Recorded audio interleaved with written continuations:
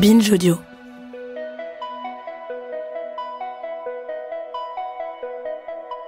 Comment on repère quels signes doivent inquiéter, alerter ? En fait, tu vas pas bien, tu t'en rends compte ? Toute pathologie anxieuse ou dépressive, quand elle entraîne un retentissement, un handicap, une difficulté de fonctionnement et qu'elle dure, elle doit nécessiter une prise en charge. Je rebondis. Tu sais, j'ai un nouveau travail. Je suis en chemin. Je crois qu'il faut normaliser le fait d'aller voir un psy. C'est pas leur psychisme qui est défaillant, c'est la charge qui est trop lourde. Tu devrais voir quelqu'un. Qui ?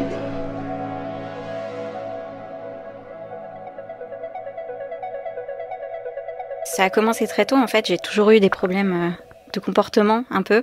Quand j'étais à la maternelle, par exemple, ça aurait dû inquiéter mes proches, mais une fois que j'avais vu un épisode de Il était une fois l'homme, il montrait comment mettre le feu avec des silex et des bouts de bois, et du coup, j'avais décidé de mettre le feu à la maternelle parce que je voulais plus y aller.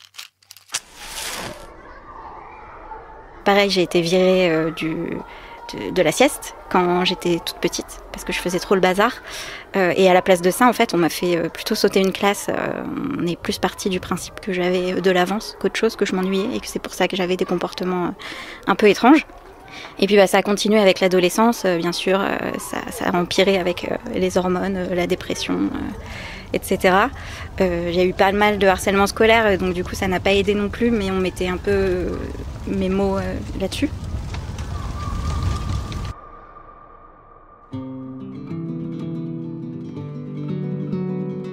Ma mère a fait une dépression postpartum quand j'étais toute petite, quand je venais de naître, et m'a confiée donc à ma grand-mère. Donc, au lieu d'être abandonnée à la DAS, et donc là il y aurait un rapport, je pourrais savoir ce qui s'est passé, etc.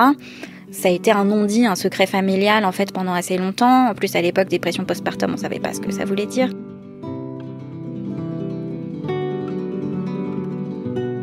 Je suis née en 88 et ma mère avait 38 ans. Donc j'étais la dernière de ses filles. Ça s'était passé normalement pour les deux premières. Donc il n'y avait pas de raison que ça se passe mal. Et dans mon malheur, en fait, j'ai eu la chance d'être élevée par mes grands-parents qui, eux, m'ont donné tout l'amour qu'on peut rêver avoir. Donc au final, j'ai été abandonnée d'un côté par les gens auprès de qui j'aurais dû avoir de l'amour inconditionnel. Et en fait, l'amour inconditionnel, je l'ai eu de mes grands-parents, mais pas très longtemps du coup, parce qu'ils étaient assez âgés.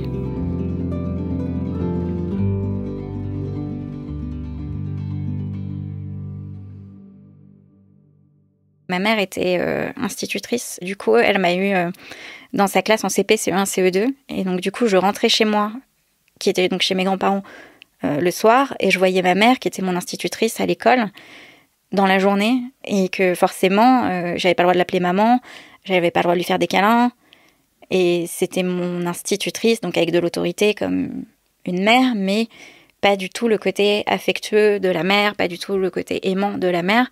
Et pour moi, ma vraie mère, c'était ma grand-mère, en fait.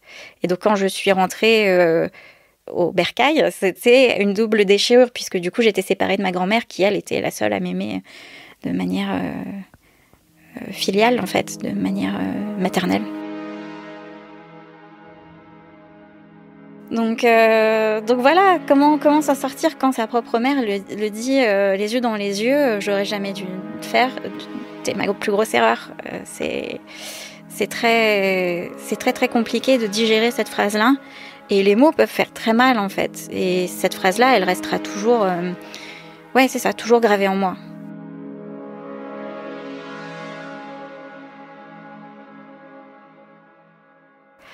Il y a eu une première tentative de suicide quand j'ai eu 16 ans. Et là, on m'a forcée à voir une psy. Mais ça n'a pas bien fonctionné, puisque comme on me forçait à le faire, j'ai très très mal réagi, et du coup, je lui parlais pas. Enfin, c'est moi qui l'ai fait pleurer 2 fois. Donc voilà, j'étais pas très coopérative. Ensuite, on m'a laissée tranquille pendant quelques années, et en fait, j'ai continué d'avoir des problèmes de comportement, et mes amis me disaient avec toute la bienveillance du monde, il faut que tu consultes, il faut que tu ailles voir quelqu'un, tu peux pas rester comme ça a l'air de te bouffer, de te faire du mal.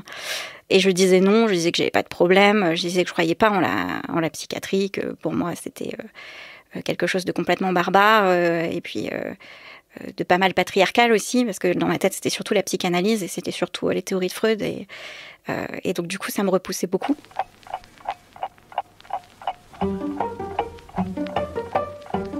Et puis, il s'est passé plein de choses en quelques années qui étaient assez traumatisantes, donc à la fois dans ma vie perso, mais dans la vie publique en général. Donc, il y a eu les attentats de 2015, même si j'ai pas été touchée personnellement, mais ça m'a pas mal bouleversée.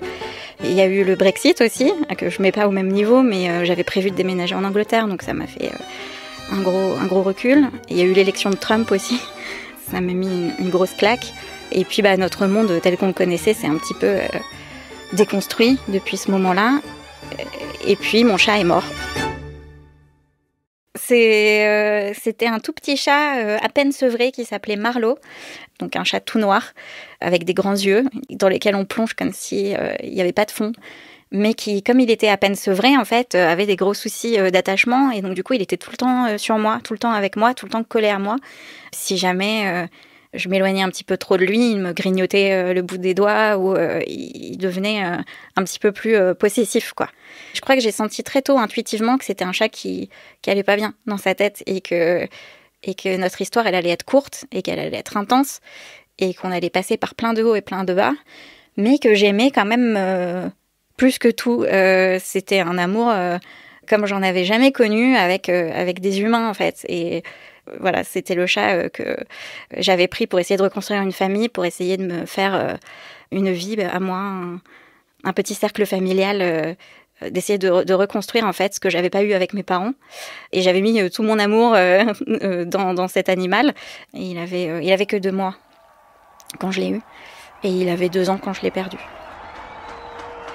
Et je me rappelle que j'étais en plein festival de rock en scène. C'était Falls qui chantait Spanish Sahara, qui est une très très belle chanson. Il est mort à 22h, donc au moment où Falls chantait cette chanson-là.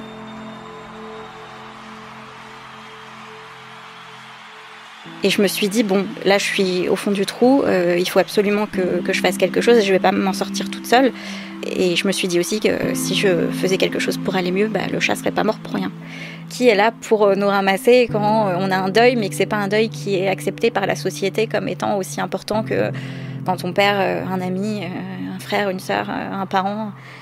Alors que bon, c'est discutable, mais ça reste un élément de la famille. Et moi, en l'occurrence, c'était le seul élément de ma famille à moi. Donc en fait, la perte, elle était immense. Du coup, là, je voyais plus d'à quoi bon. C'est-à-dire que mon boulot, je le faisais pour payer les frais du vétérinaire, mais les frais du vétérinaire, je les payais pour un chat qui était plus là. Donc j'avançais pour quelque chose qui était du passé, et j'avais plus d'avenir, j'avais plus de projet. Je savais pas quoi faire. Et je me suis dit 2 choses. La première, c'est il faut que je reprenne un chat tout de suite. Et la deuxième, c'était il faut que je voie un psy le plus vite possible.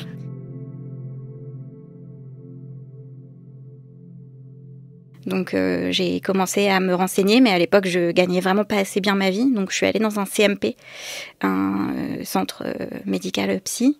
Là, j'ai été reçue par une infirmière qui a été géniale avec moi. Et honnêtement, à chaque fois que j'ai été prise en charge, c'est toujours les infirmières qui ont été les plus dévouées et les plus utiles pour moi, en fait.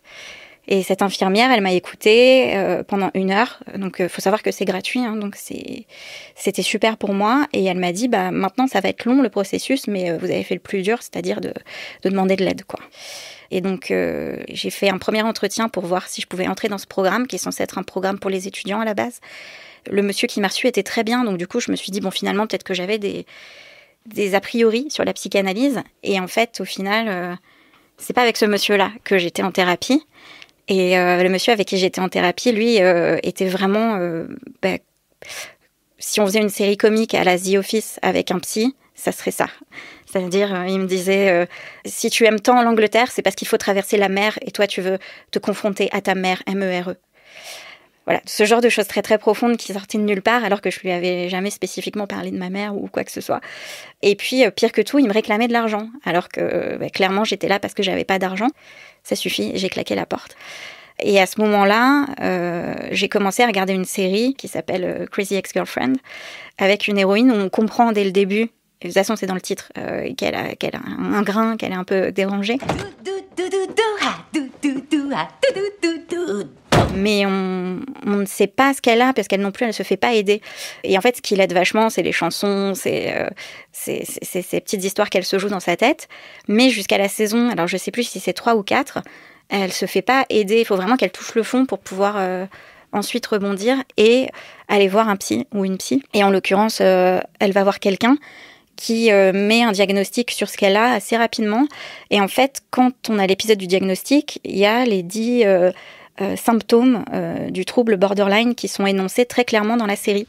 Bon, premier critère, des variations d'humeur prononcées. Et moi, en regardant ma série, assise dans mon lit, à moitié la tête sur mon téléphone, je me suis dit dans ma tête, ah mais c'est étrange. Une peur profondément ancrée d'être abandonnée. Moi, j'en ai 9 sur 10 des symptômes de ce trouble. Une instabilité dans les relations personnelles. Et du coup, je me suis dit, bon, je suis pas du genre à aller sur Doctissimo, à me trouver des cancers du doigt de pied, des choses comme ça. Des perturbations de l'identité.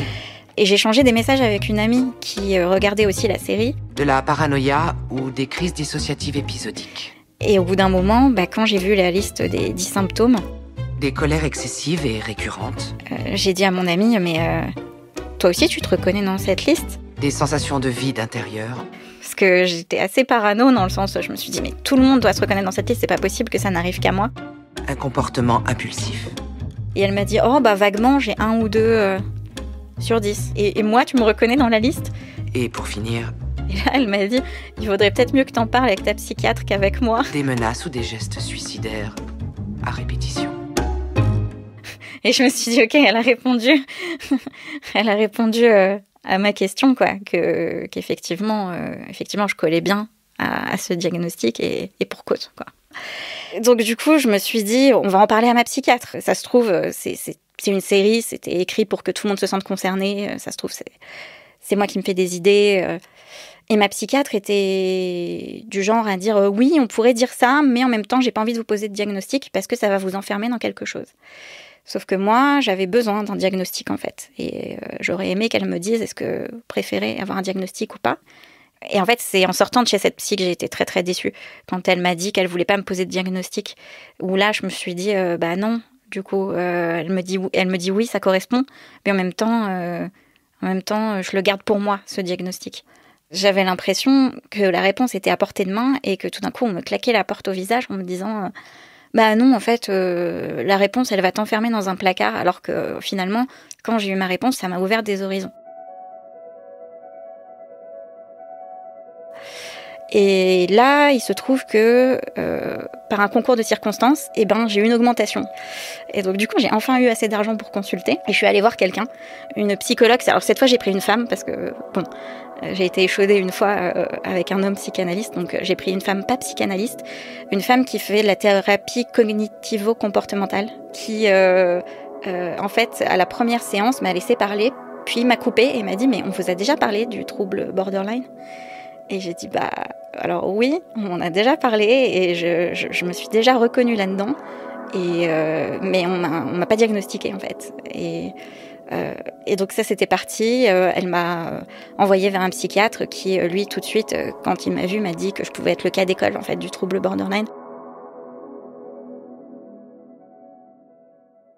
Le trouble de la personnalité limite est principalement caractérisé par la peur du rejet et de l'abandon, l'instabilité de l'humeur, la difficulté à contrôler ses pulsions, les relations interpersonnelles instables, une difficulté avec l'intimité, une dissociation et une méfiance importante en présence de stress. Et donc moi j'avais tout ça, sauf le symptôme dissociatif sévère, mais je l'ai eu après. C'était à la fois un soulagement et puis une sorte de gros abattement, c'est-à-dire que tout d'un coup, j'avais le nom de la montagne, mais j'étais au pied et il fallait la gravir, quoi. C'était un mélange de j'y crois pas et en même temps et si il y avait une réponse à tout ce que j'ai. Un peu le même cheminement que l'héroïne dans la série. C'est ça y est, je vais peut-être avoir un diagnostic et en même temps, le couperet derrière qui me dit mais c'est pas cool comme diagnostic en fait. C'est un diagnostic où il y a 10% des gens qui meurent de suicide, où on passe toute sa vie sur un divan, où on n'est jamais vraiment guéri, même si ça va mieux quand on vieillit, etc., etc., etc. Pour moi, très clairement, la source de mon trouble borderline, c'est cet abandon, mais qui n'a jamais été reconnu par mes parents, même à l'heure actuelle, en fait. Pour eux, ils pensent que je me plains de choses qui n'existent pas, qu'ils ont été là pour moi, puisque je n'ai manqué de rien. J'ai toujours eu à manger, j'ai toujours eu des vêtements, j'ai toujours eu tout ça. Pour eux, le manque d'amour, c'est pas un manque. Et le fait de ne pas être là pour moi, pour eux, c'était pas grave puisque quelqu'un d'autre était là pour moi, en fait. Vraisemblablement, il faut que je fasse mon deuil du fait qu'un jour, ils se rendent compte de ce qu'ils m'ont fait.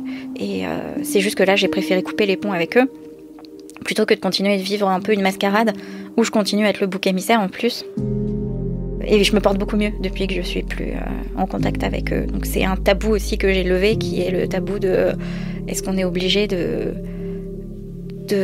poursuivre coûte que coûte une relation avec ses parents, même si celle-ci est complètement maladive et complètement nocive, oui.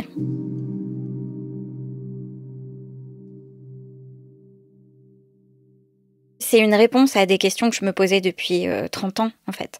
Et pour une fois, au lieu d'avoir plus de questions, je pouvais avoir plus de réponses. Mais je pense qu'il y a effectivement des gens que ça enferme d'avoir un diagnostic. Moi, il se trouve que j'ai tellement erré qu'une fois qu'on m'a posé ce diagnostic et que j'ai pu vraiment savoir où j'allais, pouvoir m'orienter, me renseigner, lire des livres, voir quel genre de thérapie était la bonne. J'ai même rejoint des groupes Reddit, j'ai vraiment pu me trouver une sorte de communauté, en fait, même si c'est pas une communauté par affinité, c'est une communauté par défaut. Au moins on est ensemble, quoi, et on peut se soutenir. Avant, j'étais toute seule, et depuis que j'ai le diagnostic, j'ai des gens avec qui en parler. Bon, voilà, d'après les conversations que j'ai eues avec le docteur Akopian et d'après nos entretiens à l'hôpital, vous manifestez de nombreuses caractéristiques d'un trouble de la personnalité borderline. Alors du coup, c'est ma psychologue qui m'a beaucoup aidée. Elle fait des thérapies courtes et donc du coup, on se concentrait sur des problématiques et donc à chaque fois, on regardait comment je pouvais améliorer mon comportement. Et à côté de ça, moi, je lis beaucoup, donc j'avais le manuel du borderline. C'est comme si je faisais des exercices de vacances. Sauf que moi, je rentrais du boulot le soir et je me mettais à un chapitre par jour à essayer de voir comment je pouvais aller mieux. Et en fait, je suis allée mieux très rapidement une fois que j'ai eu mon diagnostic. Alors, voyons voir. Exercice numéro 1, scannez votre corps afin de détecter tout signe potentiel de détresse. Et bien sûr, j'ai été médicamentée aussi. Ça, faut pas non plus l'oublier. C'est que la thérapie, c'est très bien et c'est indispensable pour ce que j'ai, mais les médicaments m'ont aidée aussi. Donc on a mis longtemps à trouver le bon antidépresseur pour moi. Mais voilà, mais ma nouvelle psy m'a trouvé mon nouveau psychiatre qui est un ponte dans le genre et qui m'aide énormément. Et donc là, actuellement, j'ai 2 traitements. Un antipsychotique, même si je suis pas psychotique, ça c'est pour me donner un coup de boost. Donc faut pas avoir peur du nom des médicaments. Parfois ils sont très impressionnants, mais ils sont là pour notre bien. Et puis un antidépresseur. Et il y a 1 an, je me suis fait aussi reconnaître comme travailleuse handicapée. Donc j'ai obtenu la RQTH, ce qui me permet maintenant, si je retrouve du travail, de faire valoir mon handicap et d'avoir par exemple des horaires adaptés. Et ils sont censés être assez sympathique pour me faire un emploi du temps qui soit adapté. Mais ça, c'est la théorie. Après, en pratique, ça m'a donné accès à une job coach. Je vais faire un bilan de compétences aussi grâce à la MDPH. Donc, ça permet plein de choses comme ça que j'aurais pas imaginé à la base.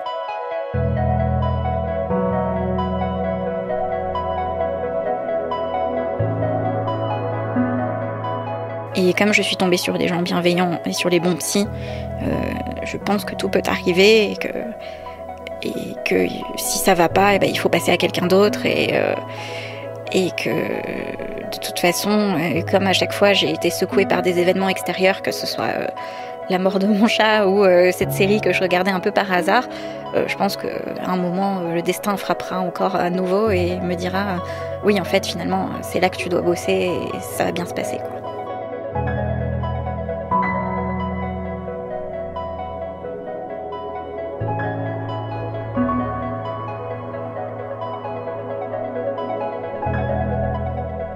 Après la pluie est un podcast de Binge Audio. Entretien mené par Adélie Punchman-Ponté. Réalisation, Paul Berthiaud. Production, Naomi Titi.